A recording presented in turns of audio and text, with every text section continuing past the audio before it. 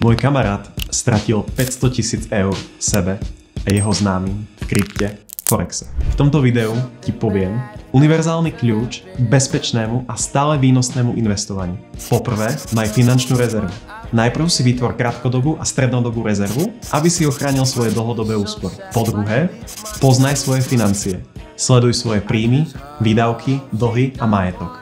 Stanov si realistické finančné ciele a vytvor si finančný plán. Po tretie, investuj rozumne.